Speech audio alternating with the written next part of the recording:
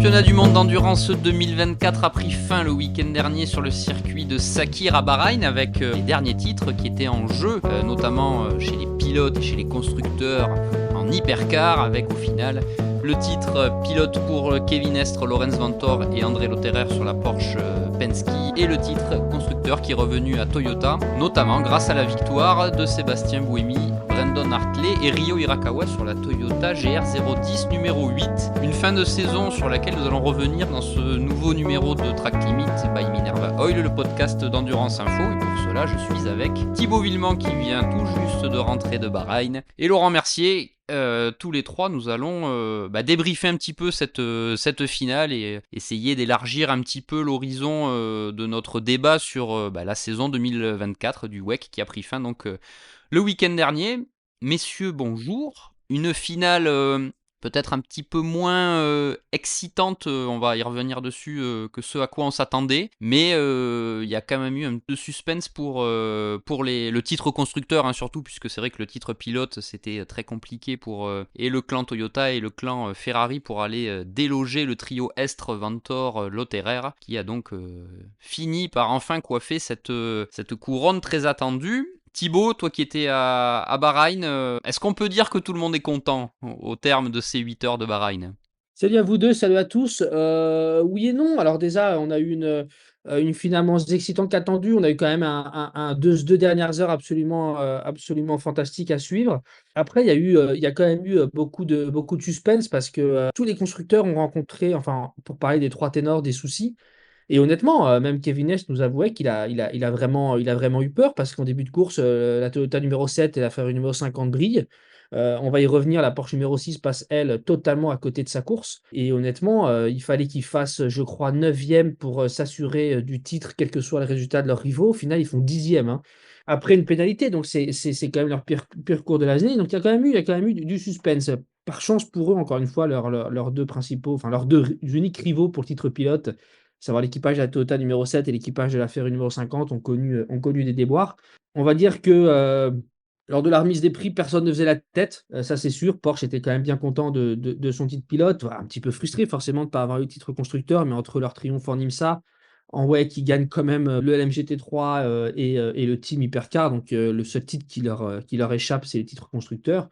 Toyota a prouvé une fois de plus que il demeurait la référence, hein. On dit souvent que les meilleurs, ce sont sur l'intégralité d'une saison, hein, qu'on voit qui sont les meilleurs. Et je pense que, encore une fois, en stratégie, en gestion de course, ils ont encore été absolument remarquables samedi dernier. Après Ferrari, bah oui, on a l'impression qu'ils ont un petit peu fait la même saison qu'en 2023, mais ce serait un petit peu réducteur. Ils ont effectivement, ils repartent avec Le Mans. Ils ont aussi gagné à Austin avec la numéro 83.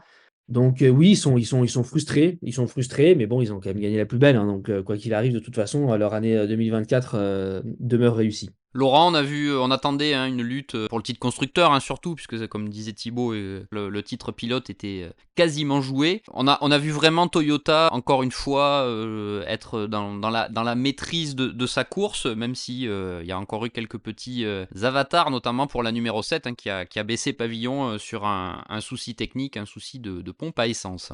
Ouais, salut à tous. Comme disait Thibaut, on a quand même eu deux belles dernières heures, hein, sur une course quand même d'un format de 8 heures, ce qui tranche un peu avec un format de 6 heures qu'on a l'habitude de voir. Bon, on a quand même eu une partie de course qui était quand même assez ennuyeuse et qu'il a fallu, comme toujours, il faut quelque chose qui se passe. Il faut soit une sortie de piste, soit un drapeau rouge, soit une neutralisation pour que ça regroupe tout le monde et pour que tout le monde parte au combat après. Mais on a quand même eu affaire à un moment quand même, en une bonne partie de course quand même, à un vrai train-train. On n'a pas eu énormément d'action. Et après, évidemment, le final était juste magique, ça c'est sûr. Mais bon, quand tu regroupes tout le monde, c'est forcément plus facile. Il a fallu, enfin ça, je pense que Thibaut dira pas le contraire. Il a fallu bien gérer aussi la strat pneumatique. Où là aussi, on a quand même eu des choix quand même, qui ont été très très différents entre les constructeurs. On a un peu mélangé les gommes, mélangé un petit peu tout, hein. Pas si on a tout mis dans un saladier et qu'on a un peu tiré au sort. Il y en a qui s'en sont mieux sortis que d'autres. On sait que le Bahreïn est quand même un circuit qui dégrade quand même beaucoup les pneumatiques. Et notamment, on a beaucoup de sollicitations sur les pneus gauche. On a 5 virages à gauche et 10 virages à droite sur le circuit. Est-ce que tout le monde est content?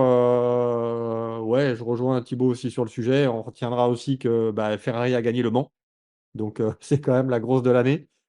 Et qu'après, Porsche a gagné un titre, qu'une équipe privée a gagné à Spa, qu'une équipe privée a gagné à Austin, que Toyota a gagné le titre constructeur. Donc bon, on a quand même toujours on va dire, allez, les trois gros devant qui sont Toyota, Porsche et Ferrari, avec un deuxième petit train derrière avec BMW et Alpine qui n'ont quand même pas démérité tout au long de la saison, qui ont quand même fait de très belles choses. Et puis après, on est encore un petit peu plus loin Peugeot, même si Peugeot termine sur un podium et que Peugeot a aussi bien commencé la saison avec l'ancienne version. Et puis Lamborghini qui est quand même encore toujours un petit peu à la traîne. Et Cadillac avec sa seule voiture qui a quand même, encore une fois, été bien, été moins bien. Ça a été un peu compliqué. Donc on attend 2025 pour voir ce que ça va donner avec Jota. Thibaut, on va revenir un peu rapidement sur le déroulé de la course pour ensuite en tirer l'analyse. Dès le départ, le scénario n'a pas tourné en faveur de la Porsche numéro 6. Un double contact dans les premiers virages avec la Ferrari numéro 50. Malheureusement, ça ne s'est pas inventé. C'était les deux des rivaux pour le titre. Et tout de suite, on va commencer par le clan Porsche, puisque c'est le titre pilote qui est revenu donc à Kevin Estre, Lorenz Vantore et André Lotterer. Comme tu disais, il y a eu de l'inquiétude, mais malgré le premier coup du sort, on va l'appeler comme ça, même si au final le sort est allé dans leur sens, on a vu quand même la Porsche revenir, certes sur les neutralisations et les faits de course, mais on les a vus quand même aussi revenir petit à petit avec la stratégie et avec la vitesse des trois pilotes, même si peut-être Lorenz Vantore était un tout petit peu moins bien, peut-être un peu trop stressé. Je sais pas ce que tu as pu en retirer après avoir parlé avec eux. Oui, bah complètement, tu fais bien de le dire. Alors certes, il y a eu deux petits contacts au départ. Le départ est un petit peu chaotique pour un numéro 6. Après, Lorenz, il a fait une saison absolument remarquable. Et j'ai pas souvenir d'une erreur, honnêtement. Il a été très honnête après l'arrivée. Quand je l'ai croisé dans le paddock, il m'a dit seul le titre compte. J'espère juste que les gens vont vite oublier ce que j'ai fait aujourd'hui. Il était à côté de ses pompes, on va pas se mentir. C'était pas son jour. Et encore une fois, ça doit en rien retirer sa prestation exemplaire durant toute la saison et même depuis le début du programme 263 où c'est l'un des pilotes les plus en verve. Il a été très très fort aux 24 heures du Mans aussi. Là, c'était clairement pas sa journée. Alors peut-être un petit peu tétanisé par l'enjeu, mais il y a eu ça. À la fin, il reprend le volant. Je crois qu'il prend trois pénalités pour des erreurs commises sous full course yellow ou des contacts. C'est toujours un petit peu compliqué. C'est l'exemple que je lui ai donné quand je lui ai parlé après la course. Il m'a dit, j'espère que les gens vont oublier. Je lui ai dit, tu sais, dans une Coupe du Monde de foot, quand les instances font l'équipe type, ils la font toujours avant la finale. Parce que quand on joue une finale, forcément, on dit toujours, faut pas la jouer, faut la gagner. Et donc, on prend pas en compte la finale. Kevin Estre a été absolument magique, honnêtement, et il a rassuré très vite l'équipe Porsche quand il a pris le relais de Lorenz.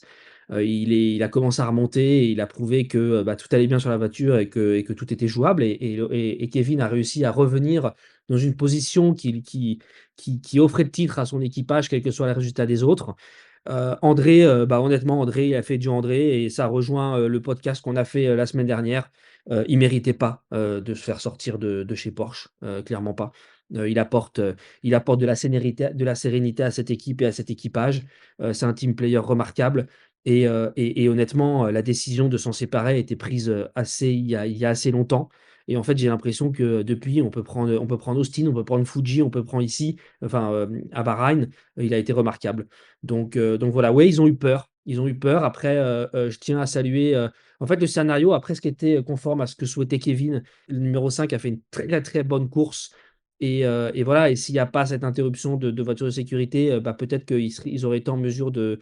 Ils l'auraient emporté. Mais bon, voilà, c'est un petit peu à l'image de leur saison, frustrant. Sur le plan de la performance, ils ont été au niveau de la numéro 6 sans nul doute, même parfois plus rapide.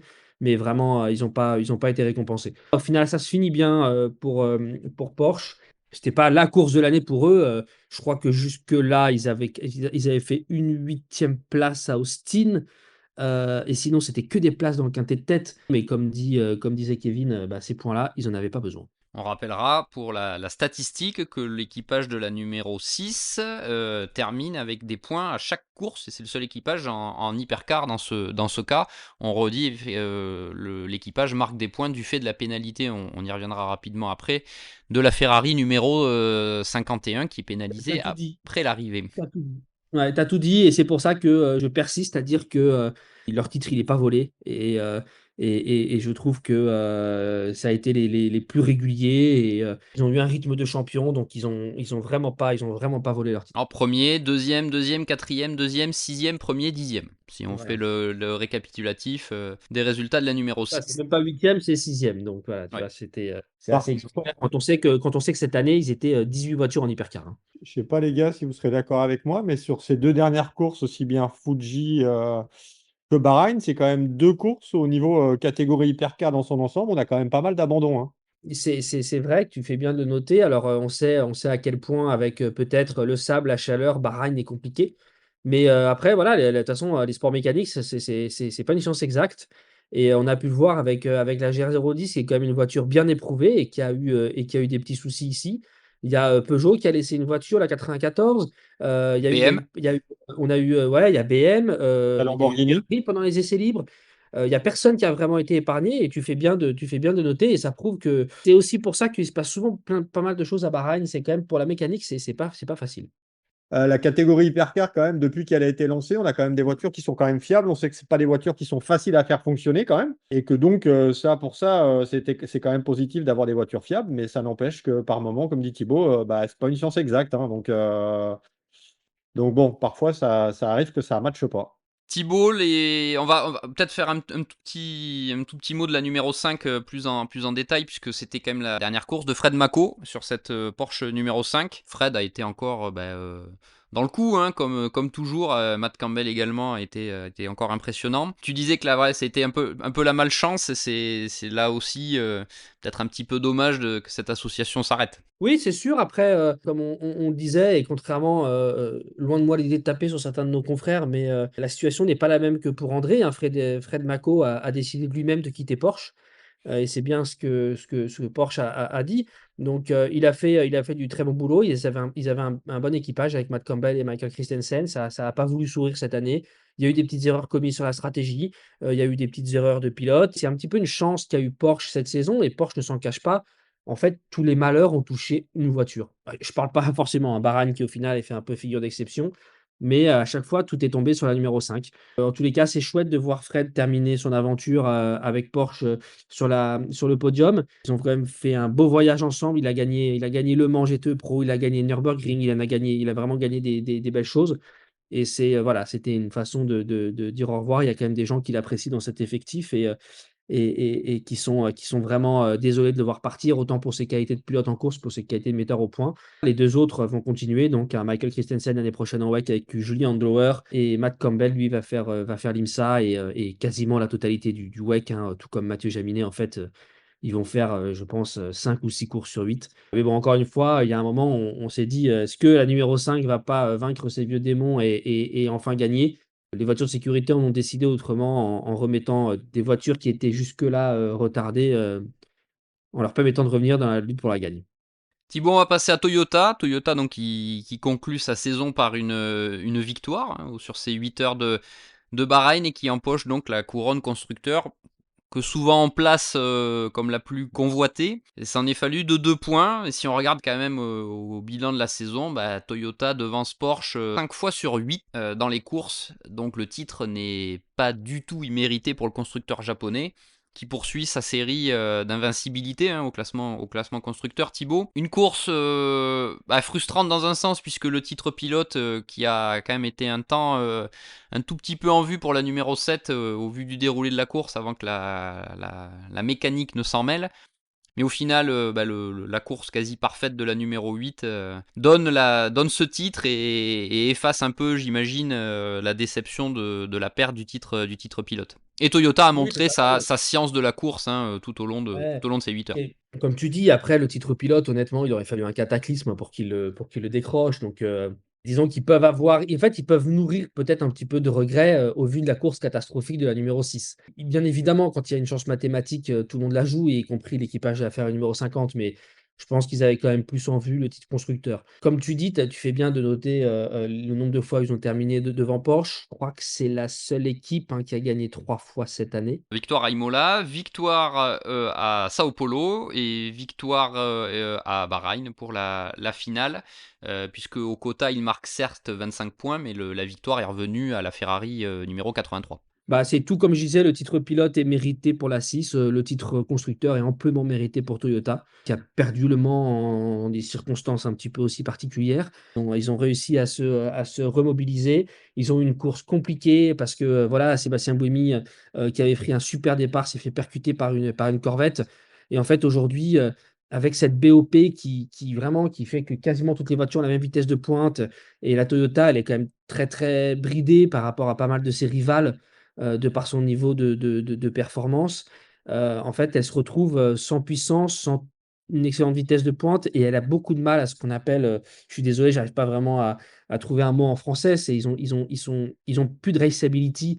En fait, pour dépasser, se défendre, c'est La très possibilité compliqué. de faire la course, hein, clairement, clairement. Ouais, voilà, exactement. Et en fait, ils ont du mal à doubler, à se défendre quand ils sont doublés. Et là, Seb, il se retrouve dans le ventre mou du peloton.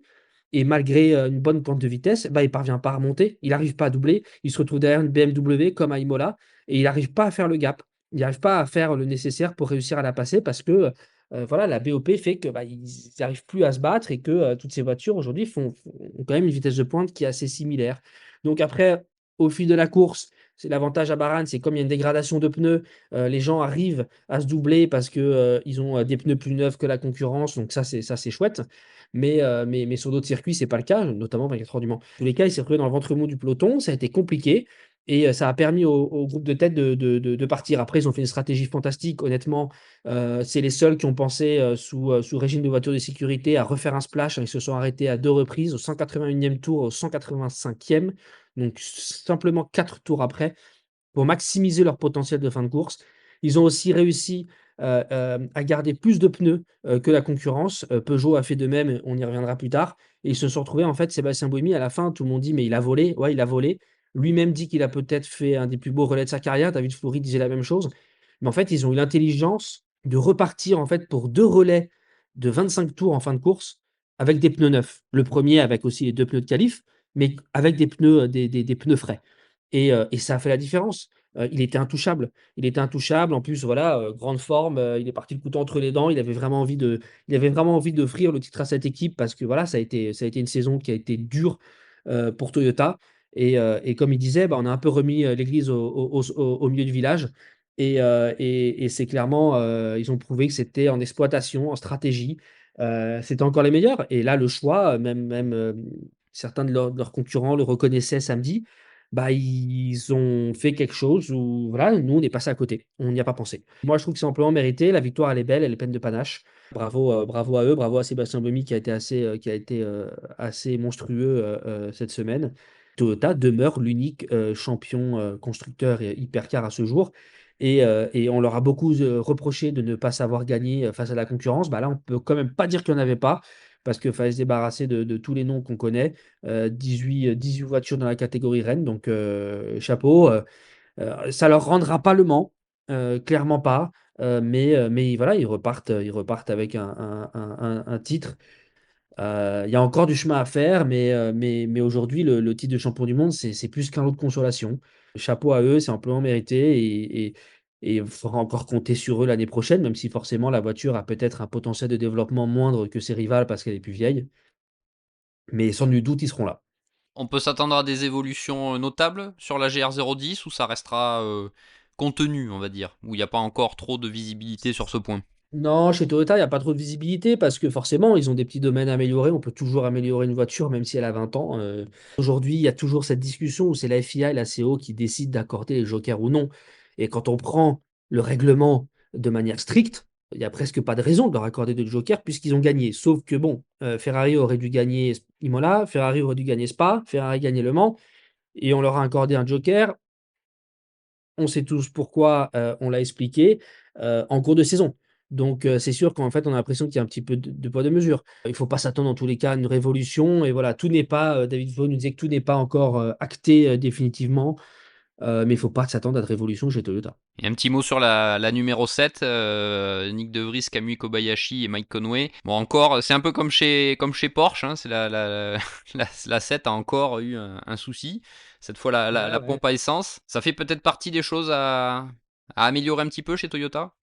Bah, améliorer, c'est ce qu'on disait, hein, les sports mécaniques ne sont pas une science exacte, c'est pas une science exacte. Et là, ils ont eu un pépin. C'est quand même pas souvent que ça arrive. Forcément, quand il y a un souci, ils vont se pencher dessus. Et je pense pas que ce soit une source d'inquiétude majeure. Le match à 3 donc était avec Ferrari. Et alors, Ferrari n'a pas gagné de titre ni chez les pilotes ni chez les constructeurs, mais comme on vous l'a redit, effectivement, repart de cette saison avec la plus belle victoire des 24 heures du Mans, sans oublier la victoire à Austin. Sur cette finale, Thibaut, on a vu la Ferrari 51 très, très à son aise, hein, très clairement, contrairement à la 50, peut-être un petit peu plus en dedans. En revanche, avec la numéro 50 impliquée notamment dans les incidents du premier tour, dans des petits contacts. La 51 qui finalement termine deuxième de la course sous le damier, mais qui est pénalisée pour une allocation de pneus dépassés. On revient très vite dessus, Thibaut. Ferrari a communiqué après la course, ce serait peut-être pas une erreur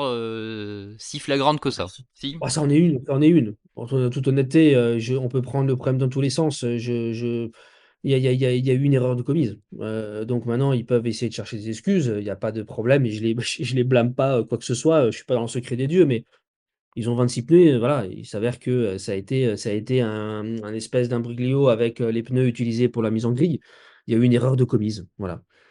C'est comme ça. Après, pour revenir sur la course, la 51 était effectivement plus en vert que la 50. J'en reviens à un discours qu'on a eu un peu plus tôt.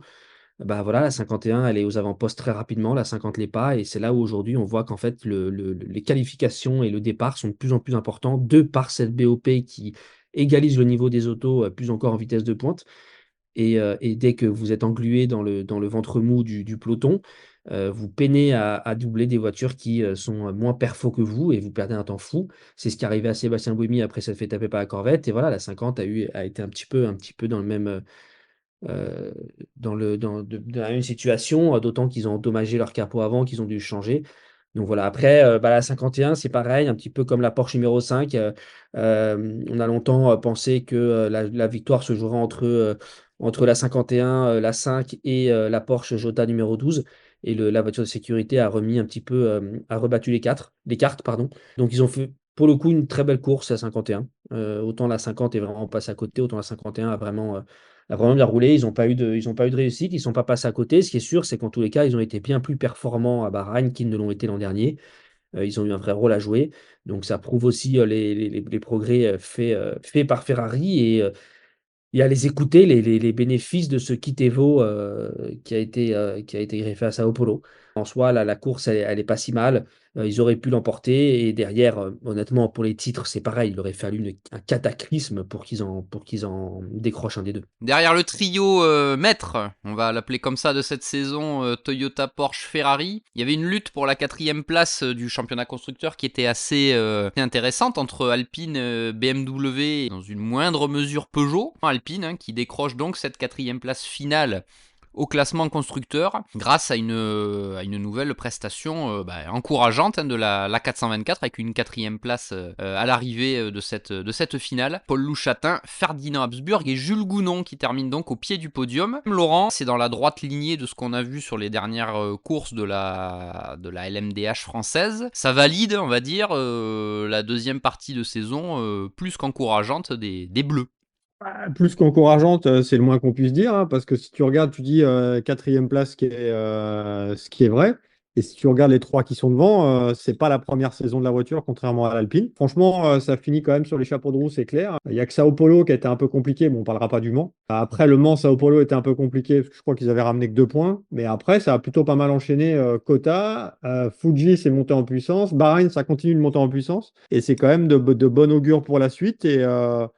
Et franchement, c'est une belle prestation d'ensemble d'Alpine, des pilotes, de l'équipe technique. Je ne savais pas trop ce que ça allait donner. C'est une nouvelle voiture, même si on connaît le sérieux d'Oreca pour développer des châssis. On le voit avec la Cora notamment dans le championnat IMSA dans la catégorie GTP. Mais la 4e place, alors certes, d'un point de vue comptable, on est un poil loin de la 3e. Je crois qu'on a 70 points pour Alpine et on doit en avoir presque 140 pour Ferrari. Ouais, Ouais, c'est ça, 137 137, exactement. ouais. Voilà. Donc non, franchement, pas grand-chose à dire et je pense que c'est plutôt de bon augure pour l'année prochaine. Alors on sait que ce sera un petit peu remodelé. L'arrivée de Nicolas Pierre en termes au poste de directeur sportif, c'est forcément aussi un avantage. Donc remplacé pour l'instant, assuré, même s'il n'y a rien qui a été officialisé, mais je pense que Jules Gounon fera forcément l'affaire. Si on l'a fait rouler en fin de saison, il y a une raison. Donc non, non, franchement, prestation d'ensemble au top. Honnêtement, enfin, c'est la bonne surprise. Voir Alpine terminer meilleur des autres, et chapeau. Comme tu disais, la voiture, elle est nouvelle. Ce qui est sûr, c'est qu'elle est performante. Ils l'ont montré à plusieurs reprises dans un règlement avec des BOP, avec des jokers. Là, ils sont en train de la fiabiliser. Donc, ce qui est une très bonne chose. Et les courses après Le Mans, honnêtement, n'ont pas été faciles. Austin, Interlagos, là maintenant, Bahreïn, c'est pas des courses qui sont faciles pour la mécanique, on en parlait tout à l'heure. Et au final, ils ont encore eu aucun souci. Là où BMW en a eu, là où Peugeot en a eu, là où même les autres en ont eu. Donc, honnêtement, moi, c'est super encourageant, je trouve, ce qu'on a vu de la part d'Alpine. Et je pense qu'ils auraient signé des deux mains, mais c'est même pas je pense, hein, ils me l'ont dit, pour une quatrième place au championnat constructeur. Un podium à Fuji, là encore une quatrième place. Paul Bouchatin a effectué une fin de course absolument remarquable et voilà, il va la chercher, cette position qui est importante au championnat constructeur et qui permet à Alpine de s'assurer la quatrième place au championnat constructeur. Vraiment, vraiment chapeau. Comme tu disais, Laurent, Nico qui va se concentrer sur son rôle de directeur sportif. Tout laisse à penser que l'année prochaine, ça peut vraiment être vraiment un trouble fait et se mêler peut-être à la lutte devant. Après, ils sont pleins, hein, ils veulent tous gagner forcément, hein, mais quand on voit la fin de saison, c'est vraiment super encourageant. Donc bravo, et même tout ce qui est exploitation piste et tout, ça a été assez remarquable. Est-ce que cette bonne série valide clairement tout ce qui a été fait après Le Mans, puisqu'on sait qu'au Mans il y a eu ces soucis moteurs, hein. Est-ce que donc le travail entrepris par Alpine porte ses fruits réellement sur ces dernières courses, Thibaut? Oui, oui, assurément. Après, hélas, les problèmes qu'ils ont rencontrés au Mans, en fait, très vite, quand ils ont commencé à faire les essais avec la A424, ils ont vu qu'il y avait un souci au niveau du moteur. Sauf que c'était des évolutions qui sont longues en production, notamment au Vibrequin de mémoire. Ils ont fait des petites évolutions qui ont porté les fruits, comme je disais, parce que ces courses étaient compliquées. Gros point d'interrogation, c'est ça va donner quoi sur une course de 24 heures? Peut-être, en tous les cas, sur une course de 8 heures avec de la chaleur et du sable, les deux voitures ont tenu, donc c'est déjà très encourageant. Et on sait qu'il y aura encore des petites évos sur le moteur qui vont être apportées durant l'intersaison.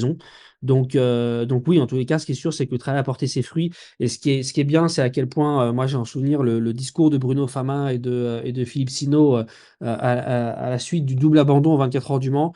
Tout de suite, ils ont ressoudé les troupes, tout le monde s'est remis au travail et on a vu du mieux dès la course suivante. Donc, non, non, encore une fois, super châssis Oreca, le moteur, on s'attendait, il a eu des problèmes de fiabilité, mais il sort la puissance qu'il faut. Si l'équipe est encore au niveau l'année prochaine, ça peut vraiment jouer devant. Laurent, derrière Alpine, on retrouve BMW au classement constructeur avec l'alliance BMW et Team WRT. Cinquième place pour Dries Vanthoor, Raffaele Marciello et Marco Wittmann sur cette finale de Bahreïn, mais une équipe WRT qui a encore eu quelques soucis sur l'autre voiture, qui a dû renoncer sur un problème autour du moteur. Quand on voit la progression d'Alpine sur cette saison, est-ce qu'il y a un petit peu de déception par rapport à ce qu'on attendait de cet attelage germano-belge? Connaît suffisamment bien l'environnement WRT pour dire qu'il n'y avait aucun doute sur l'équipe technique, sur les pilotes aussi. Maintenant, là, c'est un premier programme en hypercar pour Team WRT. Bon, ils ont déjà connu l'expérience du DTM quand même, qui est aussi un championnat assez lourd en termes de contraintes. Après, restait à savoir ce qu'allait donner la BMW, parce qu'on peut pas, enfin, jusqu'à maintenant, on peut pas dire qu'en IMSA, ça a été vraiment le grandiose. Et là aussi, c'est un peu comme Alpine. Après Le Mans, ça a monté en puissance petit à petit et ça termine sur deux belles courses, aussi bien à Fuji qu'à Bahreïn. On attendait de savoir si cette BMW était bien née. Franchement, elle termine quand même bien les courses. Alors, comme tu l'as dit, il y en a une qui a eu un problème quand même. Mais dans l'ensemble, je trouve que celle-là aussi, c'est une bonne deuxième partie de saison pour BMW et WRT. Ça a été un peu compliqué, un petit peu compliqué au début. Il y a eu 9 points au Qatar, 8 points à Imola, 4 points à Spa. Rien au Mans, 4 à Sao Paulo, et après ça monte 6, 18, 15. Et la BM est plutôt bien aussi en fin de course. Donc là aussi, on finit à quoi? À 6 points d'Alpine au championnat. Il fallait donner une première saison à la voiture, enfin à l'équipe avec la voiture. Maintenant, on va voir ce que ça va donner. On va voir ce que ça va donner l'année prochaine. Mais dans l'ensemble, c'est là aussi, si on devait dresser un bulletin scolaire, c'est une prestation honorable. Ouais, honorable. Après, je ne les mets pas au niveau d'Alpine quand même, parce que beaucoup d'essais l'année dernière, une voiture qui a déjà une saison dans les pattes, et comme tu l'as dit au début, ça a quand même été compliqué. Après, on en a peut-être trop attendu de cette association BMW WRT. Ils étaient vraiment attendus au tournant, on les a mis sur un piédestal en plus suite à la mauvaise saison de Porsche Penske en 2023. Et peut-être que voilà, on a sous-estimé toute cette phase d'apprentissage, d'exploitation de la voiture qui est prépondérante aujourd'hui dans le résultat final. Sur le global, je les attendais mieux. Maintenant, ils ont su remarquablement redresser la barre. Après, je suis moins convaincu à date du potentiel de la voiture par rapport à l'Alpine. Je trouve qu'au potentiel intrinsèque, on a quand même l'impression que l'Alpine est plus solide, un package plus solide. Donc, il va falloir voir à quel point BMW arrive à corriger un petit peu sa copie durant l'intersaison. Mais on prend le bilan global de BM cette année, il est quand même pas exceptionnel. C'est la deuxième saison de la voiture. Si je ne m'abuse, il n'y a qu'un podium en WEC à Fuji. Il y a un double podium en IMSA, mais c'est tout. Et dans des conditions qu'on connaît, avec de la pluie, et vraiment une victoire c'est vraiment une victoire de réussite. C'est pas une victoire acquise à la régulière sur la piste parce que l'équipage, parce que la voiture et l'équipe ont été les meilleurs. Ce que je veux garder en tête, c'est effectivement cette bonne fin de saison, même si on a vu encore des petits soucis de fiabilité. Les pilotes le reconnaissent, la voiture, elle est très, très, très, très loin d'être parfaite. Et c'est un petit peu, voilà, c'est pour ça que je ne les mets pas forcément au même niveau. Je dirais, puisqu'on reste dans le bulletin de notes, tu dis honorable, je pense que je mettrais mention bien à Alpine. Effectivement, honorable à BM, parce que, encore une fois, l'expérience était plus importante avec l'auto. Quand on voit ce qui s'est passé en fin de saison, si notamment BMW arrive à corriger le comportement de la voiture sur les zones de freinage, les surchauds quand ils sont victimes, Dries Vanthoor, malgré le podium à Fuji, disait en fin de relais, c'était un petit peu compliqué avec les freins. Ils peuvent très bien faire l'année prochaine, il n'y a aucun doute là-dessus. On ne peut pas dire qu'ils partaient au même niveau qu'Alpine en début de saison, et c'est pour ça que je mettrais, si on distribue des notes, je mettrais Alpine un petit peu au-dessus quand même. Messieurs, est-ce que si on élargit à 2025, est-ce que vous voyez ces deux LMDH rejoindre un petit peu le trio de tête, remettre un peu d'égalité dans la lutte LMH-LMDH, puisque Ferrari et Toyota n'ont été clairement opposés qu'à Porsche. Est-ce que vous voyez Alpine et ou BMW, voire Cadillac, sur lequel on va revenir, se mêler un petit peu plus à cette lutte? Alpine, franchement, Alpine, je pense que oui. BM, comme disait Thibaut, BM, la mention pour moi, elle est honorable. Maintenant, j'attends de voir ce que ça va donner en année 2 et en année 3 pour la voiture. Et je pense qu'Alpine a quand même montré de très belles choses. Je pense que, comme on disait tout à l'heure, l'arrivée de Nico aussi au niveau du sportif, ça va faire du bien. Et après, est-ce que ça va matcher avec les autres? Ouais, je pense. Après, il faut aussi toujours voir ce que va donner l'équilibre des performances entre les différentes voitures, hein. C'est toujours aussi un petit point d'interrogation. Comment est-ce que ça va se passer l'année prochaine? Je suis assez confiant moi, sur le potentiel. Après Cadillac, je sais pas, on va peut-être en parler, mais bon, là, ça va un petit peu changer la donne. Mais même Cadillac, avec deux voitures, avec Jota, vu les pilotes qui se préparent dedans, je pense que ça peut être aussi, ça peut donner un peu de fil à retordre à la concurrence. Et c'est forcément ce qu'on veut. Maintenant, pour aller un petit peu plus loin, je sais pas ce qui va arriver avec l'arrivée d'Aston Martin avec une LMH sans système hybride. Il va falloir arriver à équilibrer tout ça, comme c'était le cas avec Glickenhaus dans le passé. Ça reste malgré tout un programme privé. Et je voudrais pas que, en finale, pour que Aston Martin, on essaie de les mettre un peu au niveau des autres, bah, qu'on essaie de monter Aston, enfin qu'on essaie de descendre les autres pour que ce soit au niveau d'Aston. Donc là, par contre, bah, j'attends de voir, parce que pour l'instant, on n'en sait pas plus. Ouais, c'est ce qui a été fait un petit peu avec Peugeot, hein, on va pas se mentir. Ouais. C'est ça, avec Et Glickenhaus aussi dans le passé. exactement. Et puis là, on peut voir à la première course de l'année, si les voitures sont toutes aussi lourdes, c'est parce qu'il faut mettre Peugeot au niveau. Après, pour répondre à ta question, Pierre, en fait, on les attend tous. Parce qu'honnêtement, tu me dis Alpine, oui, je les attends. BM, oui, je les attends. En plus, vu de la fin de saison. Cadillac avec Jota, oui, je les attends. Par contre, Cadillac Jota, en fait, moi, j'ai l'impression, même si la voiture est certainement plus mature que la BM, est-ce qu'on va pas se retrouver dans un schéma un petit peu similaire à celui cette année entre BMW et WRT? À savoir que là, attention, Jota y arrive, il représente les intérêts officiels d'un grand constructeur. Ils vont devoir composer avec des personnes de Cadillac en interne, donc ils n'auront pas forcément les mains libres. Et comme voilà, pour WRT, même si ils connaissent BMW du GT3, l'implication du constructeur en hypercar est bien plus importante. Et l'année prochaine, bah, Jota va quand même découvrir une nouvelle voiture, va quand même découvrir ce que c'est un peu quand même de travailler avec un grand constructeur qui s'implique, même si, honnêtement, dans l'équipe d'exploitation, GM est moins omniprésent que BM, clairement. Mais bon, il y aura forcément, ça va passer par une. Enfin, je ne sais pas ce que vous en pensez, mais je pense que ça va aussi passer par une petite phase d'apprentissage voiture et collaboration avec General Motors. Pour avoir posé la question à plusieurs reprises à Vincent Voss de chez WRT, savoir justement s'il avait la même latitude, on va dire, d'exploitation des deux protos hypercars par rapport au GT, où là, on a plus affaire à un programme privé, donc WRT a vraiment la main mise sur le programme GT. Bon, on sent quand même que forcément, il faut arriver, comme tu dis, Thibaut, à trouver l'osmose entre le constructeur et l'équipe qui fait rouler la voiture, l'équipe technique qui peut-être veut avoir des solutions à poil différentes de ce que propose le constructeur.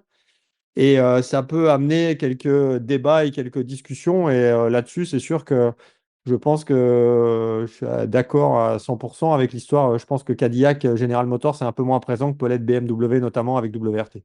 Et on va poursuivre avec Peugeot, messieurs. Peugeot qui avait commencé par une course encourageante au Qatar avec la dernière de la 9X8 première génération, on va l'appeler comme ça, et qui conclut sa première saison quasi complète de la 9X8 2024 avec son fameux aileron arrière par un podium. On répète, certes décroché grâce à la pénalité de la Ferrari, mais la 9X8 a, comme à Fuji, réalisé une fin de course probante. Est-ce que c'est un écran de fumée, messieurs, ou est-ce qu'on peut commencer à essayer d'espérer quelque chose pour cette 9X8 au vu de 2025? On sait que l'équipe française travaille forcément à améliorer sa voiture. Est-ce que ça passera par des jokers Evo?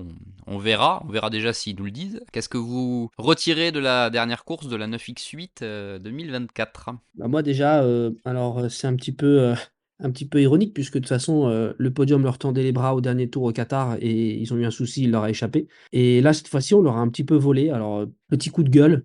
On sait à partir du moment où la Ferrari numéro 51 quitte la voie des stands, on sait que la location des pneumatiques n'a pas été respectée. Moi, ça me chagrine, non pas que je sois fan de Peugeot, ça me chagrine que l'équipe qui quand même qui a traversé des mois difficiles, n'ait pas pu savourer ce podium. Et je ne dis pas que c'est facile, en plus on a eu une fin de course très agitée avec plein de cas à gérer, des contacts partout, notamment bah, on en parlait tout à l'heure de la Porsche. Il y a eu plein de petits trucs à gérer. Mais moi, ça me chagrine parce que voilà, encore une fois, quasiment une heure avant la fin de la course, on sait déjà que la location pneumatique n'a pas été respectée par la 51. Et je trouve que Peugeot, l'équipe Peugeot aurait mérité de goûter au champagne. Moi, ça m'a un petit peu chagriné. Après, il y a un truc que je veux retenir, c'est que ce qui est sûr, c'est qu'aujourd'hui, ils maximisent l'outil qu'ils ont à disposition, si on peut dire, ils maximisent le résultat. Ils font déjà une quatrième place à Fuji. Là, là, ils font podium finalement donc au Bahreïn. Et après, avec une stratégie extrêmement judicieuse, un petit peu à la Toyota pour ce qui concerne Bahreïn, puisqu'à savoir qu'en fait, ils passent les mauvais pneus entre guillemets en début de course et ils gardent des pneus neufs à la fin. Et quand aujourd'hui, on a quand même des courses qui sont souvent interrompues par des voitures de sécurité, et ben ça paye. Donc ils font un run absolument incroyable. Et déjà à Fuji, hein, je pense qu'il y a un ou deux tours de plus, ils sont peut-être capables d'aller chercher l'Alpine. Donc ça, je trouve ça très encourageant. Après, Jean-Éric Vergne, qui est un peu souvent cash hein, dans ses propos, lui, il estime que l'équipe d'exploitation, les mécanos, les gars sur le muret, ils sont clairement au niveau des meilleurs. Et honnêtement, je pense que c'est le cas. Je pense qu'ils ont vraiment atteint un excellent niveau. Aujourd'hui, le problème, c'est la voiture. C'est la voiture, mais Olivier Jansoni le dit à juste titre, on sous-estime beaucoup, je pense, la façon, la connaissance de l'auto et la façon de l'exploiter. Va forcément, Toyota, leur voiture, ils la connaissent absolument parfaitement. Et je pense c'est pas une nouvelle voiture, cette 9X8, mais elle est quand même très, très, très, très différente de la version précédente.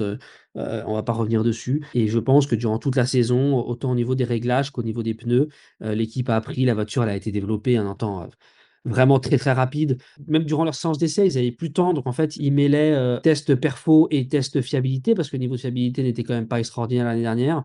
Moi, j'ai envie d'y croire, mais c'est dur. Honnêtement, c'est dur parce que ça fait deux saisons et demie qu'ils sont là. C'est que le deuxième podium. Il y a des éboues dans les cartons. Elles ont été testées notamment à Barcelone il y a peu. Ça touche la suspension, les trains roulants. C'est aujourd'hui la voiture vraiment souffre d'un cruel manque de grippe mécanique. C'était déjà le cas de la version précédente. Ça l'est moins avec celle-là, mais c'est encore un problème. Donc il va leur falloir travailler durant l'hiver. Là, ils sont à Bahreïn, ils roulaient encore aujourd'hui, ils vont rouler encore au Paul Ricard début décembre. Il leur reste des jours d'essai. Il leur reste des jours d'essai en 24. Après, ils vont taper ils vont arriver à 25, donc ils vont à nouveau taper dans le quota d'essai. J'espère qu'ils vont franchir un palier. Ils ont fait des compromis forcément en changeant de concept aéro de cette voiture. La voiture a été initialement pensée pour rouler sans aileron. Finalement, on en rajoute un aileron, on change les montres pneumatiques. Elle est peut-être pas optimale. Et en tous les cas, il y a des gens très talentueux dans cette équipe et on espère ils vont trouver les outils pour se remettre au niveau. Bon, rien à dire de plus que ce qu'a dit Thibaut. Là où je suis aussi raccord, c'est l'histoire du podium. Où ça, franchement, je trouve que c'est quand même un manque de classe de ne pas les voir sur le podium. Ça aurait été, c'est vraiment dommage. Surtout en sachant justement que cette allocation n'était pas bonne avant l'arrivée. Je trouve que c'est dommage de gâcher un peu la fête, de pas, enfin, que ça termine pas sur le podium pour eux. Et la deuxième chose, c'est plutôt bien de finir sur un podium quand il va falloir que Jean-Marc Pinot aille voir le board peut-être, ou Carlos Tavares ou le board de chez Peugeot par rapport à l'année prochaine. C'est quand même mieux d'avoir avec dans sa valise le podium de la dernière course que si, par exemple, les deux 9X8 avaient abandonné dès le 15e tour sur une course de 8 heures. Non, puis voilà, une fin de saison, ils font quatrième à Fuji, troisième là, qui est quand même encourageante. Mais voilà, elle ne doit pas occulter une saison qui est, dans l'ensemble, très décevante. C'est bien de Ah. terminer là-dessus et ça va mettre du baume au cœur à tout le monde et tout le monde va retourner à l'ouvrage avec des ambitions pour 25. Et on peut dire quand même, je pense, enfin, je ne sais pas si vous êtes d'accord avec moi, que depuis Austin, Alpine, BMW et Peugeot sont les trois, entre guillemets, je ne sais pas si on peut dire valeur montante, mais ça monte en puissance au niveau des trois depuis Austin. Ouais, je suis bien d'accord avec toi. Et à contrario, je pense qu'on peut passer très très vite dessus. Il y en a deux autres, c'est un peu plus compliqué. Et c'est Ouais. notamment Cadillac. Honnêtement, Cadillac, vivement Jota. Je veux pas taper sur Ganassi, loin de là. Mais qu'est-ce que ça a été compliqué. Alors, n'avoir qu'une voiture, c'est compliqué. Mais là, enfin, ils ont été transparents, là, encore à Bahreïn. Transparents. La voiture n'était pas du tout dans le coup. Parce que jusque-là, elle était en coup, en perf pur. En course, il y avait toujours quelque chose qui faisait qu'ils n'arrivent pas à concrétiser. Là, cette année, ils font zéro podium. En 2 ans en WEC, la Cadillac monte une fois sur le podium aux 24 heures du Mans l'année dernière. Le bilan, il est Ouais. quand même très, très décevant. Donc voilà, moi globalement, moi, j'ai rien à dire de plus de toute façon, hein. Hmm. Moi, il y a deux saisons, un podium, quoi. Avoir une seule voiture, c'est aussi très complexe parce que on peut pas partir en essai libre avec des réglages différents au début et puis après converger en fonction des données emmagasinées par les deux autos. Ça l'a jamais fait, donc ce sera intéressant de voir avec deux voitures et Jota l'année prochaine ce que ça donne. Pour la Fuji, on va dire, allez. Oui, non, mais c'est ça. En fait, mais en essai, ça a été une des voitures les plus présentes au sommet de la hiérarchie. Ils ont Hmm. fait, je sais, 5 courses consécutives sur les deux premières lignes, ou quelque chose comme ça. Donc, c'est vachement bien. Alex Lynn en essai, mais là, on l'a vu d'ailleurs dès les qualifs à Bahreïn. Bah, clairement, enfin, ils ont pas pu jouer. Ils ont pas joué du tout à Bahreïn. Ils étaient complètement en dehors du coup. C'est pas le talent des pilotes qui a à remettre en question ou quoi. Ça allait juste pas du tout. Quand même bien déçu par la Cadillac. Donc là, je regarde en termes de meilleurs tours en course, ils sont à des années-lumière. Ils sont complètement à l'ouest. Ouais, ils étaient vraiment à côté de la plaque à Bahreïn. Un petit mot sur Jota, messieurs, qui exploitera les Cadillacs l'an prochain. Numéro 12 a été dans le coup pour viser la victoire. Et bon, malheureusement, là, c'est un arrêt mal timé par rapport au déroulé de la course avant une neutralisation. Et ils ont une crevaison, hein. Et il y a une crevaison Ouais. qui fait que la 12 retombe au final 13e, hein, avant-dernière du classement. La 38 fait 7e. Bon, c'était la dernière course de Jota avec la Porsche 963 pour cette année, avant le passage donc à Cadillac. Quel bilan très rapidement, vous tirez de cette dernière de Jota? Est-ce que ça aurait pu être un poil mieux ou il y avait un plafond de verre peut-être qu'ils n'ont pas su dépasser? Moi, je pense que ce qu'on disait tout à l'heure, à la base, hier, sur les voitures de sécurité, la lutte pour la gagne, elle concerne avant tout, enfin, longtemps, c'est la 51, la 6 et la 12. À Bahreïn, ils sont vraiment forts. Déjà, l'année dernière, ils auraient déjà dû peut-être gagner. Là, ils ont vraiment pas de bol. Ils ont fait une très bonne saison. Ils ont eu des soucis à droite à gauche. Je pense que c'est pas eux qui ont atteint un plafond de verre. Je pense que c'est plus Porsche Penske qui a vraiment su hausser le niveau et reprendre en fait la marge qu'ils auraient déjà dû avoir l'année dernière. Moi, je le vois plus comme ça. Là où je suis déçu cette année pour Porsche, Jota, pour le team Jota. Voilà, il y a eu cette victoire à Spa. Et je suis désolé, il y a cet accident de Calum Ilott qui est très lourd de conséquences sur 24 heures du Mans, parce qu'avant cet accident, c'est la Porsche la plus rapide, celle de Jota. Ils sont passés à côté de quelque chose. Et derrière, il y a des petites erreurs de commises, et notamment, sans vouloir lui taper dessus, par Calum Ilott, qui a beau être rapide, mais qui est pas mal sorti. Donc bon, ils ont fait une bonne saison. Après, ils partaient quand même avec un désavantage, dans le sens où ils testent moins que les autres en tant qu'équipe. Moi, j'ai hâte de les voir avec Cadillac, ça fait longtemps qu'ils méritent d'être associés à un grand constructeur. Pour avoir discuté avec Sam Hignett samedi après l'arrivée, oui, c'était frustrant parce qu'ils auraient pu terminer sur le podium samedi et voir mieux. Et ils n'ont pas eu, pour le coup, samedi, c'est pas de leur faute, ils n'ont pas eu de réussite, quoi. On va rapidement passer sur Lamborghini, messieurs, avant de conclure avec également Proton. Lamborghini, bon, nous, un abandon pour la SC63 numéro 63. Ça fait plusieurs semaines qu'on vous dit que le programme reste incertain. C'est pas cette course qui va donner du positif pour le clan Lamborghini. Comment vous voyez les choses? Est-ce qu'il y a de l'évolution sur la situation ou on en est au statu quo? Moi, j'ai arrêté de chercher à comprendre parce que je comprends de moins en moins cette histoire. Donc, franchement, T'as vu, je t'ai refilé la patate chaude. ouais. Je pense qu'on va pouvoir écrire un livre d'ailleurs, rien que sur cette histoire, parce que entre ce que tu entends dans le paddock, entre ce qui se dit sous le manteau, entre ce que tu vois de la relation entre Lamborghini et Iron Lynx, est-ce que la voiture elle est bien née? J'en doute. Est-ce qu'il y a moyen de la modifier? Je pense. Est-ce qu'il y a quelqu'un qui veut mettre l'argent? Je pense pas. C'est pas forcément une belle saison. On a une seule voiture. On a des pilotes qui tiennent la route. Maintenant, je pense que Daniil Kvyat, avant Bahreïn, il a résumé la situation. On sait que lui, il est quand même connu pour son franc-parler, en disant clairement, la voiture actuelle, elle est arrivée au bout, on peut pas faire plus. On peut pas faire plus, sauf que peut-être qu'on peut faire plus, mais pour ça, il faut mettre des moyens financiers. Il faut mettre de l'argent. Et que je pense pas que je pense pas que la relation entre Lamborghini et Iron Lynx va durer dans le temps, et je pense pas que ces gens-là vont fêter leur noce de diamant un jour. Laurent a tout dit, hein. Déjà, pour parler de la voiture, on les a encensés après les 24 heures du Mans parce que les deux voitures ont atteint l'arrivée sans souci. Bah, depuis, c'est plus compliqué, hein, parce que là, c'est le deuxième abandon en deux courses. Ils ont aussi abandonné à Watkins Glen, en IMSA. Preuve que la fiabilité, c'est pas autant acquis qu'on aurait pu le penser. Et derrière, voilà, Laurent a tout dit. Je pense qu'on l'a expliqué à plusieurs reprises. Lamborghini aujourd'hui n'a pas le budget pour mettre deux voitures en WEC et une voiture en IMSA, tout en développant la voiture. Et ils sont obligés de la développer s'ils veulent un jour avoir des résultats. Et d'ailleurs, ils continuent, hein, ils sont cette semaine, ils roulent 3 jours à Bahreïn. Donc voilà. Mais derrière, ouais, le futur, il est plus incertain que jamais. Moi, j'ai des gros, gros, gros doutes quant à la présence de Lamborghini en WEC l'année prochaine. Et j'espère que ce ne sera pas plus que ça. Ce serait vraiment dommage. Donc, moi, aujourd'hui, quand j'entends ce qui se trame, en fait, je leur souhaite presque voilà, de faire presque une année de pause en 25, de se concentrer sur le développement de la voiture tout en faisant l'IMSA, donc en respectant le budget initial, et revenir en 26 en WEC avec une voiture évoluer, j'espère alléger, même si ça semble compliqué. Ils travaillent sur des solutions, notamment au niveau des suspensions en ce moment. Moi, je suis en tous les cas pour 2025 en WEC, je suis plus qu'inquiet et je serais même, au moment où on se parle, je serais même surpris qu'il y ait des SC63 en championnat du monde d'endurance l'année prochaine. Mais par contre, le truc, alors faire une année blanche, why not? Mais il faudrait quand même arriver à trouver une autre équipe d'exploitation qui veuille bien reprendre les Lamborghini aussi en 2026. Je pense qu'on est raccord tous les trois sur le sujet. Je pense que je suis pas sûr que Iron Lynx et Lamborghini ça aille très loin. Donc tu fais rouler une caisse en IMSA, ouais, ok. Tu développes à côté, mais qui va faire rouler la voiture en 26? Qui va prendre le risque? Alors c'est con parce que la voiture est quand même plutôt belle en plus. C'est un peu dommage, mais il faut trouver une équipe d'exploit et une équipe d'exploit qui amène des ronds parce que Lamborghini c'est un peu.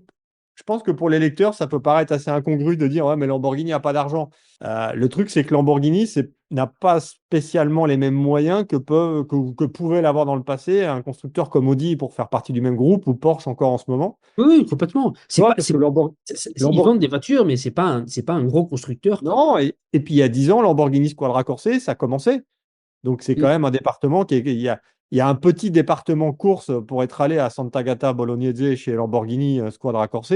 Ça représente que dalle en termes de place, en termes de personnel. C'est à côté des chaînes où on monte les voitures de série. C'est pas Porsche, quoi. Il n'y a pas les mêmes moyens, donc ça peut paraître un peu bizarre qu'il faille trouver l'argent pour engager une deuxième voiture. Mais Lamborghini a fait confiance à Ligier, a fait confiance à Iron Lynx, enfin à Prema Iron Lynx, on va dire, l'association. Et puis bah, là, force est de constater que bah, on n'est pas parti du bon pied. Ça se barre un peu en couille au niveau GT avec le départ chez Porsche. C'était parti de chez Ferrari. Je suis assez d'accord avec Thibaut sur le fait que bah, je ne suis pas très très confiant pour 2025 pour le WEC. Et pour conclure l'hypercar, un petit mot sur Proton, Thibaut. On a vu une très belle qualif de Neil Jani pour sa première dans l'exercice cette année. Malheureusement, ça n'a pas été suivi d'effet en course. Ouais, exactement. Ça a été un peu comme à Spa. On s'est retrouvé avec une voiture de Proton excessivement compétitive en qualif, en début de course. Et puis après, il y a eu des erreurs de commises, des pénalités ici et là, qui ont fait que la voiture a rétrogradé, donc elle n'a pas pu se battre. Et c'est dommage parce qu'elle était vraiment au niveau. Mention spéciale quand même, parce qu'avec un budget qui est pas énorme, ils ont fait du bon boulot.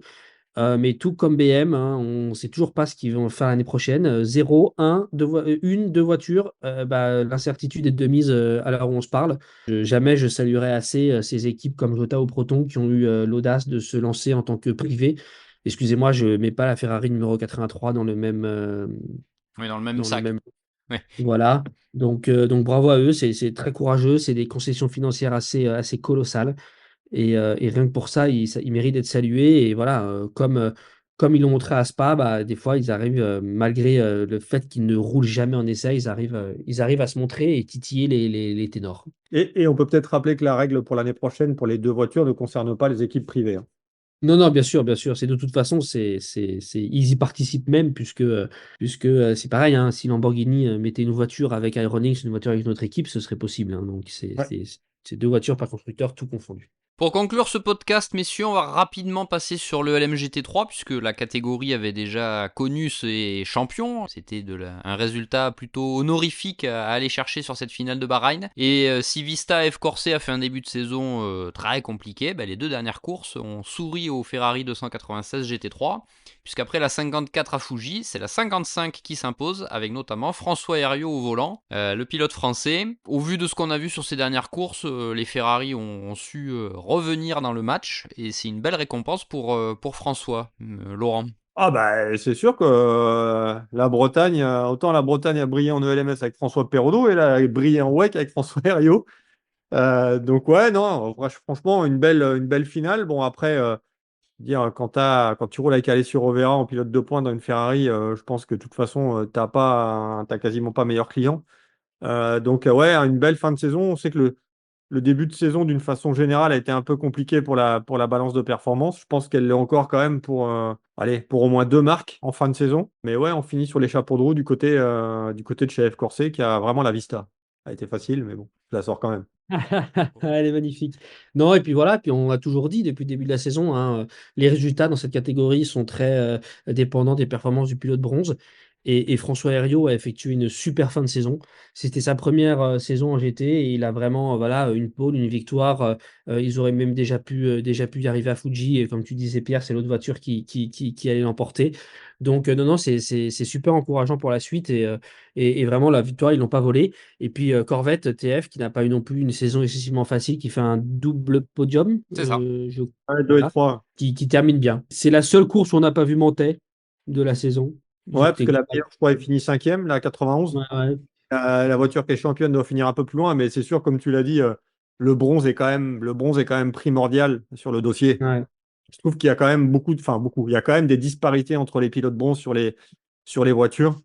Et c'est ce qui fausse un petit peu la donne. Donc, est-ce que l'année prochaine, avec le silver qui qualifiera la voiture en hyperpole, contrairement à cette année où c'était le bronze, est-ce que ça va changer quelque chose? Je ne sais pas, mais tout le monde est encore à la recherche, évidemment, du meilleur, on va dire, fake silver euh, Et fake bronze. et du fake bronze. Plus généralement, messieurs, qu'est-ce que vous retirez de cette première année pour la catégorie, hein, qui, on rappelle, débuté en remplacement du GTE AM, qui avait présidé à la dernière année des GT ancienne génération, entre guillemets. L'an dernier, bon, on a toujours ce point de vue extérieur, peut-être un manque de mise en avant, mais est-ce que c'est peut-être plus profond que ça? Bah, manque de mise en avant, oui, c'est sûr que si tu regardes l'écran, tu vois pas beaucoup les GT. Alors d'un côté, je peux le comprendre aussi parce qu'il y a tellement de choses à faire et à voir en hypercar avec beaucoup de constructeurs et c'est quand même la catégorie reine et c'est quand même ce qui passionne les gens. Et entre guillemets, alors je mets des guillemets hein, sur la catégorie LMGT3 qui est quand même du Pro-Am, qui est quand même plus de la compétition client. forcément, c'est un peu moins glamour et c'est pas avec ça que tu vas monter le tapis rouge à Cannes. Maintenant, bon, moi, je suis quand même, enfin, je parle pour mon cas perso, je suis assez passionné de GT, donc c'est le GT, on en fait toute l'année et sur tous les meetings et tout. Là, c'est quand même très, très BOP dépendant comme catégorie, c'est quand même très, très bronze dépendant comme catégorie. Tu as quand même plusieurs acteurs qui militeraient, alors je suis pas sûr que ça aille dans ce sens-là, mais pour le retour ou pour splitter avec une voiture en pro, comme on a deux voitures par constructeur, une voiture en pro, une voiture en pro-am. Maintenant, on va arriver dans le même problème, c'est qui paye. Parce qu'à un moment, c'est quand même des budgets quand même qui sont assez faramineux. On dépasse quand même les 5 millions d'euros pour une voiture, ou à peu près 5 millions d'euros. On ne peut pas dire que le début de saison a été vraiment équitable en termes de BOP. Je ne suis pas persuadé que en fin de saison, c'est quand même assez compliqué. C'est compliqué pour BMW, c'est compliqué pour Lexus, avec des aléas qu'on peut connaître. La Lexus, c'est quand même une voiture un peu plus ancienne, qui est quand même une voiture qui n'a pas été pensée pour faire du pro-am, mais plus pour faire du pro. Donc, une voiture vieillissante, il a fallu un petit peu remodeler en termes d'aéro. Et à côté de ça, ouais, je sais pas trop. J'espère que l'année prochaine, et j'espère que cette année, du moins, aura été une année d'apprentissage pour le législateur qui débutait avec le GT3. Et j'espère qu'en 2025, on va partir sur de bonnes bases avec des voitures qui seront, ou des marques du moins, qui seront assez proches. La question qu'on peut se poser par rapport à 2024-2025, c'est est-ce qu'on aura le même nombre de marques, enfin le même nombre de marques, ou du moins est-ce qu'on aura les mêmes marques? Est-ce que Lamborghini sera là? On en revient toujours à Lamborghini finalement. On sait que Mercedes est quand même sur les rangs pour entrer si une place se libère. Je pense que ça dépendra aussi du nombre d'hypercars. En LMGT3, hein, vous enflammez pas, hein. Oui, pardon, désolé, tu fais bien de le rappeler. Parce qu'on ne sait jamais, ça peut faire les gros titres demain. On va voir ce que ça va donner. Mais maintenant, Alex Malikin, qui pour moi est le pilote bronze, sur le papier par excellence, commençait tard, peu d'expérience, mais doué. Donc là, tu lui coupes les ailes maintenant en le passant silver. Par rapport au résultat, ok. Moi, je pense que ce sera un bon silver, non? Comme Hein? ce sera un bon silver quand Ah, même. ce sera un bon silver. Bon, après, enfin, on sait il va rouler aussi en LMP2 et j'ai cru comprendre d'après les premiers essais qui ont été faits qu'il était aussi bon en LMP2 qu'il était en GT. Donc, ça laisse penseur pour l'avenir. Mais c'est un peu le cas de plusieurs pilotes. C'est le cas de Sarah Bovy qui a été longtemps bronze, qui va passer silver. Donc, c'est un peu une catégorie, on a un peu de mal à trouver, on a un petit peu de mal à trouver sa place avec des voitures qui sont bien. Tu vois, les McLaren, par exemple, ont été inexistantes en début de saison. C'était nettement mieux quand même en fin de saison. On a des Aston Martin, notamment celle de The Art of Racing, qui a quand même, même si elle n'est pas championne, qui a quand même été au rendez-vous et qui a quand même marqué des points. Je crois même, sans me tromper, je ne sais même pas trop si elle n'a pas marqué des points sur toutes les courses. Pour moi, c'est deux choses, très BOP dépendant et très bronze dépendant. Moi, la grande question pour 25, c'est comment se faire une place pour cette catégorie LMGT3 quand il y a une catégorie reine qui monopolise l'attention. Je pense que c'est vraiment dû à l'intérêt suscité par la catégorie reine parce que certes, les voitures ne sont plus des GTE, donc elles sont différentes sur le plan technique, mais au niveau de l'équipage, c'est pareil que ce qu'on avait en GTE AM. C'est un petit peu le défi de l'année prochaine. C'est comment exister. Et puis après, voilà, sur le plan sportif, tout est dit. Ce sera intéressant de voir ce qui se passe l'année prochaine et surtout dans les semaines à venir. Ils vont tous se mettre.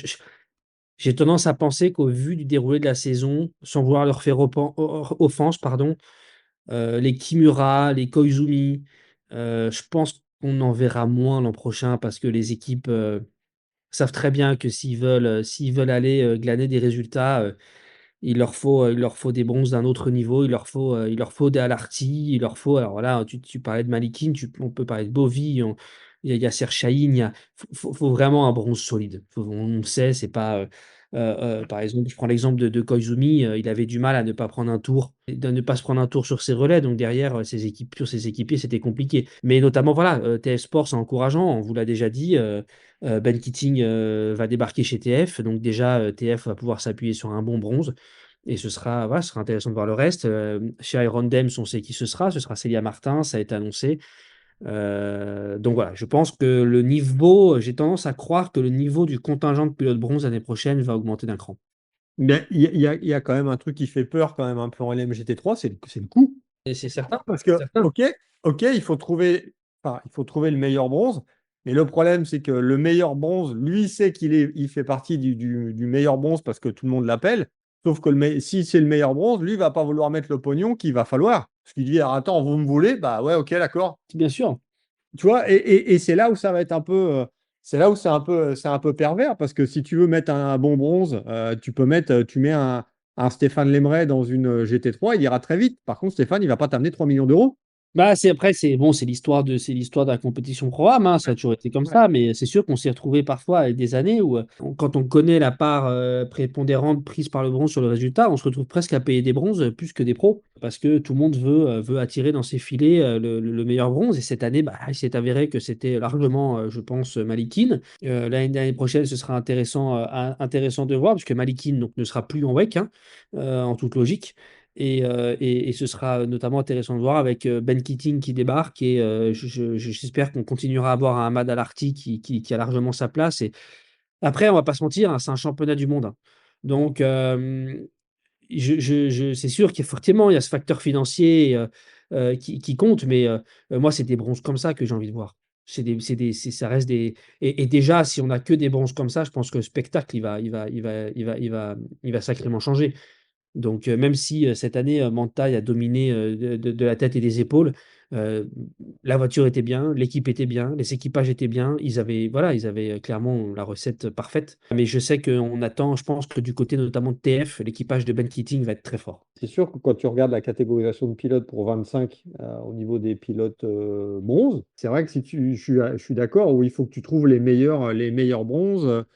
Tu vois, tu as des bronzes qui ont tout à fait leur place, mais c'est sûr que je te dis, il y a eu quand même cette saison pas mal de disparités au niveau des pilotes bronze. Donc, de toute façon, tout ça va être un peu remodelé parce qu'il y a des pilotes qui changent de classification. Tu vois, un Esteban Masson qui était silver, il passe gold, ce qui est tout à fait logique par rapport à son niveau, qui est quand même, je pense, un pilote qui fera de belles choses à l'avenir. Mais t'as des pilotes, tu vois, un Josh Cagill en fin de saison, c'était pas mal. Un Yasser Chahine, qu'on connaissait moins, mais qui avait fait du P2 et entre nous, qui n'avait pas été très très brillant en P2. Mais par contre, en GT, il a trouvé sa place, tu vois, au contact d'un Richard Lietz et tout. Donc c'est toujours l'équilibre entre pro et enfin entre pro-am et pas simple. Et c'est sûr que là où je te rejoins aussi, c'est la visibilité qu'on va donner à la catégorie. Et j'ai un peu peur que l'hypercar l'année prochaine encore cannibalise un petit peu le plateau. Maintenant, est-ce qu'on peut en vouloir à qui Ah on peut non, en vouloir? À personne. c'est ce qui attire, hein, on va pas se mentir, hein, c'est Eh ce qui oui, attire le public on peut en et, vouloir à personne. C'est le cas, le championnat fonctionne très bien. Il y a beaucoup de constructeurs en hypercar et les gens veulent voir de l'hypercar. Donc là-dessus, on ne peut pas blâmer le réalisateur, le promoteur, l'organisateur. L'hypercar, ça fonctionne. Donc c'est sûr que c'est forcément plus mis en avant.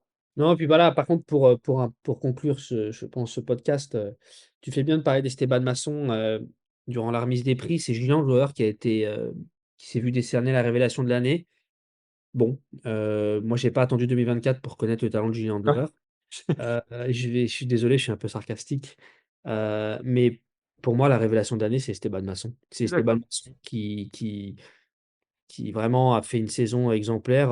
Peu de gens le connaissaient avant l'année dernière et il a été très fort. Je peux vous dire que José María Lopez a fait quelques cauchemars parce que le silver de sa Lexus lui en a fait voir de toutes les couleurs. Et on va reparler de lui à l'avenir. Et d'ailleurs, c'est pas un hasard. On l'a vu au si Toyo- rookie test. Exactement, c'est pas un hasard si Toyota a décidé de le faire rouler dans la GR010 hybride au rookie test. Et il a fait du très bon boulot et je pense que c'est un gamin dont on reparlera. Et voilà, je sais que Laurent et Pierre, vous côtoyez beaucoup Jérôme Polican et je pense qu'on trahit aucun secret en disant que ça fait quelques années qu'il avait essayé de le faire rentrer dans le giron Mercedes et que Mercedes n'en avait pas voulu. Et ben, tant mieux pour Toyota. Je suis d'accord que j'aurais préféré aussi voir Esteban Masson révélation de l'année plus que Julien Lower. Alors, enfin, Julien, c'est pas la référence, je veux dire Julien, la révélation, pardon. On serait venu nous voir en début de saison en demandant ce qu'on pensait de Julien Lower, on l'aurait dit tout de suite. On savait que ça allait marcher. Esteban Masson, il y avait un point d'interrogation parce qu'il débutait en GT. Donc, on savait Ouais. pas trop le transfert monoplace GT, est-ce que ça allait bien se passer? C'est totalement différent de la monoplace. Mais Julien, c'était sûr de toute façon que Julien, ça allait fonctionner en hypercar. D'ailleurs, Porsche n'y est pas trompé en le titularisant l'année prochaine. Mais on savait que ça allait marcher. Donc, révélation. Pour moi, Esteban aussi fait plus partie des révélations que Julien, qui lui est plus une confirmation à la limite si on va aller par là. Sur ce dernier point, messieurs, il est temps de conclure ce nouveau numéro de Track Limit by Minerva Oil, le podcast d'Endurance Info, sur donc cette dernière manche du WEC 2024. Restez évidemment à l'écoute puisque dans les prochaines semaines, forcément qu'il y aura des informations autour de l'articulation des différents programmes pour 2025. Jours, tu rigoles, c'est tous les jours. Tous les jours, c'est le site internet d'Endurance Info. On vous encourage à vous abonner. On a notamment mis ces dernières heures nos dernières informations, notamment sur le programme Genesis, Thibaut et Laurent, qui sera forcément aussi très scruté dans les prochaines semaines, même si là on est sur un horizon différent de 2025. Donc restez évidemment connectés à Endurance Info et n'hésitez pas à vous abonner au podcast Endurance Info sur les différentes plateformes. Et messieurs, je vous donne rendez-vous très rapidement pour un prochain numéro de Track Limit. On a hâte parce que la saison 2024 était top. Donc je pense qu'il y aura encore. Elle n'est pas terminée, hein? Elle n'est pas terminée. Il y aura notamment la Coupe du Monde FIA GT dans quelques jours et également la finale du GT World Challenge Europe. Donc il y aura plein d'occasions de débattre et d'analyser les dernières courses de 2024. Salut à tous. À bientôt, bye bye.